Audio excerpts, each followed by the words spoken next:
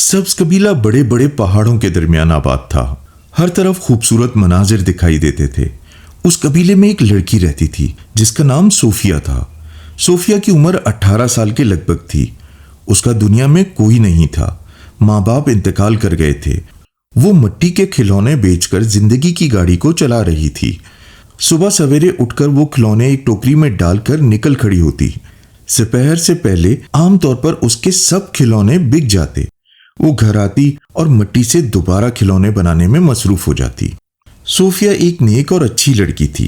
वो रोजाना जितने पैसे कमाती उसमें से कुछ पैसे अपने पास रख लेती, बाकी पैसे गरीबों और नादारों में बांट देती। सब गरीब और नादार हाथ उठा उठाकर उसके लिए दुआएं मांगते थे। सोफिया की सहेली आसिया अक्सर उससे कहती, तुमसे बड़ी पागल मैंने आज तक नहीं देखी। सब पैसे गरीबों और नादारों में बांट देती हो। भाई मेरी मानो तो पैसे जोड़ना शुरू करो। जब तुम्हारे पास बहुत सारे पैसे जमा हो जाएंगे तो उससे अपना जहेज खरीद लेना और किसी अच्छे और नेक लड़के से शादी करके सुकून से जिंदगी गुजारना। सोफिया मुस्कुरा कर कहती, मुझसे कौन शादी करेगा? यहाँ तो रिश्ते खानदान देखकर होते हैं और वैसे भी मुझे शादी करने का कोई शौक नहीं। और जहां तक पैसे जमा करने का ताल्लुक है तो मैं ऐसा हरगिज नहीं कर सकती। मुझे गरीबों और नादारों की मदद करके दिली खुशी होती है।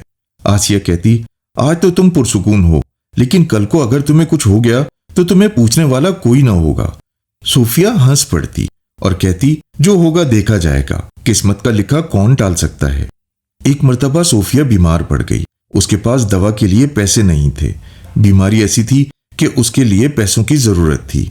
आसिया उसके पास आई और कहने लगी, सब जानते हैं तुम बीमार हो गई हो, लेकिन हर कोई अपने अपने कामों में मसरूफ है। जिन लोगों की तुम मदद करती थी उनमें से कोई भी तुम्हारी बीमारी पर पुरसी करने नहीं आया। और करो गरीबों की मदद। आसिया की बात सुनकर सोफिया ने कहा, भाई उन बेचारों को खुद अपनी अपनी फिक्र पड़ी होगी। दूसरे में उनकी मदद इसलिए तो नहीं करती थी कि वो मुश्किल वक्त में मेरी मदद भी करें। आसिया ने कहा, मगर इंसानियत भी कोई चीज होती है। अब तुम ही बताओ, तुम्हारी दवा 50 रुपए में तैयार होगी और हमारे पास इस वक्त बामुश्किल 15 रुपए हैं। बाकी 35 रुपए कहाँ से लाएंगे? एक तो हकीम भी बड़ा कंजूस है, उधार दवा भी नहीं देता। अगर तुमने पैसे जमा किए होते तो आज आसानी से उनकी दवा आ जाती। सोफिया सोचों में डूबी नजर आ रही थी। आसिया ने सोफिया से कहा, मैं क्या कह रही हूँ, सुन रही हो ना तुम?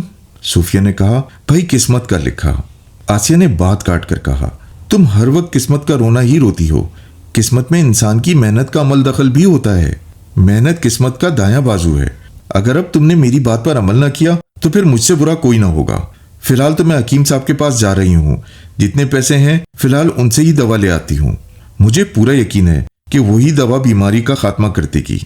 थोड़ी देर बाद आसिया दवा ले आई। उसने सोफिया को दवा खिलाई, घर की सफाई वगैरह की और कहा, अच्छा सोफिया मैं चलती हूँ, घर में सारा काम जूं का तूं पड़ा है। अम्मा नाराज हो रही होंगी, तुम आराम करो, अब मैं सुबह आऊंगी। ठीक है सोफिया। ठीक है। सोफिया ने सर हिलाया। आसिया अपने घर चली गई। रात के वक्त बुखार में तेजी आ गई। सोफिया का जिस्म आग की तरह गर्म था। उसमें हिम्मत ही नहीं थी कि उठकर एक गिलास पानी भी पी सके। उसका दिल घबरा रहा था, पूरा वजूद दर्द कर रहा था। नींद उससे कोसों दूर थी। जूं जूं वक्त गुजर रहा था, सोफिया की हालत मजीद खराब होती जा रही थी। वो सोच रही थी कि आज उसकी जिंदगी का चिराग लाजमन बुझ जाएगा। सोफिया सहन में लेटी हुई थी।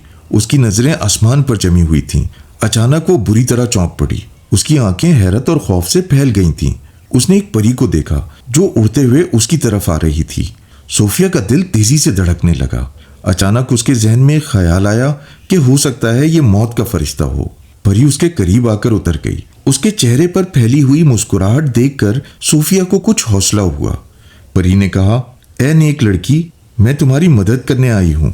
मैं जानती हूँ तुम गरीबों और नादारों की मददगार हो, लेकिन इस मुश्किल वक्त में किसी ने तुम्हारी फिक्र नहीं की। लो पहले दवा खा लो। परी के मीठे लहजे ने सोफिया का खौफ दूर कर दिया। उसने परी के हाथ से दवा खाई और यूं महसूस हुआ जैसे उसके जिस्म की तवानाई बहाल हो रही हो। परी ने मुस्कुराकर कहा, बहुत जल्दी तुम तंदुरुस्त हो जाओगी। तुम चूंकि एक नेक लड़की हो इसलिए आज से तुम मेरी सहेली हो। मंजूर है? सोफिया ने खुशी से सर हिला दिया था। परी ने कहा, तुमने आज तक बहुत दुख उठाए हैं। मैंने हमेशा दूसरों का भला सोचा है। अब बहुत जल्द तुम्हें खुशियां मिल जाएंगी। जूं जूं वक्त गुजर रहा था, बुखार में कमी आती जा रही थी। सोफिया ने परी से पूछा, मसलन किस किस्म की खुशियां? परी ने कहा, ایسی خوشیاں جن کی ہر لڑکی کو تمنا اور آرزو ہوتی ہے۔ اب تمہارے خوشی کے دن آنے والے ہیں، کسی کو میرے متعلق نہ بتانا۔ یہ لو انگوٹھی، جب تمہیں میری ضرورت ہو اسے رگڑ دینا، میں آ جاؤں گی۔ یہ کہہ کر پری نے ایک عام سی انگوٹھی صوفیہ کی انگلی میں ڈال دی۔ اس کے ساتھ ہی پری نے صوفیہ کو اللہ حافظ کہا اور آسمان کی طرف پرواز کر گئی۔ ایک شام کا ذکر ہے کہ صوفیہ پہاڑوں کے قریب سے گزر رہی تھی کہ اچانک ایک گھوڑا نظر آیا۔ اس پر کوئی جوان لڑکا بیٹھا ہوا تھا۔ گھوڑا جب قریب آیا تو صوفیہ نے اس پر ایک خوبصورت نوجوان کو بے ہوش پایا۔ اس کے قیمتی لباس پر مٹی اور گرد کی تہ جمی نظر آ رہی تھی۔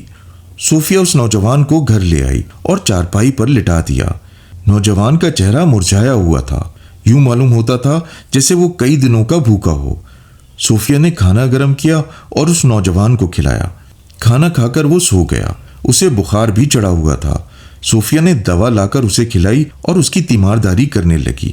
آسیہ نے جب نوجوان کو دیکھا تو کہا، میرے خیال میں یہ بادشاہ یا وزیر کا بیٹا ہے، یا اس کا تعلق بہت امیر ترین گھرانے سے ہے۔ اگلے دن اس نوجوان کا بخار اتر گیا۔ ابھی کمزوری باقی تھی مگر اب وہ باتیں کرنے لگا تھا۔ اس نے بتایا، میں اس ملک کا شہزادہ ہوں، میرا نام ارسلان ہے۔ سیر کی غرض سے نکلا تھا کہ اپنے ساتھیوں سے بچھڑ گیا۔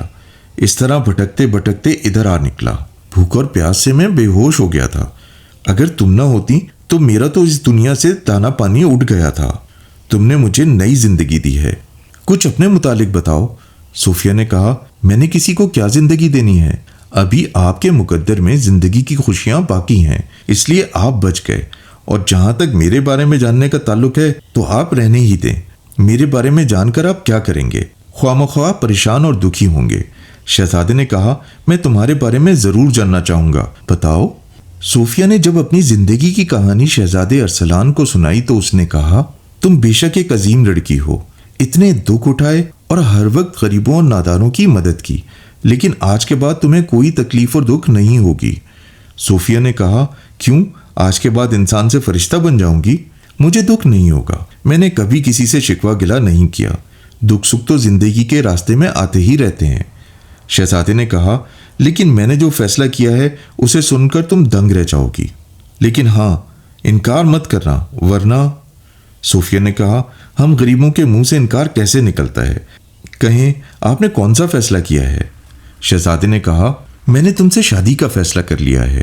کیا؟ صوفیہ بھونچکی رہ گئی۔ کئی لمحے خاموشی کے عالم میں گزرے۔ صوفیہ نے کانپتے ہوئے کہا، یہ آپ کیا کہہ رہے ہیں؟ آپ کا دماغ تو ٹھیک ہے؟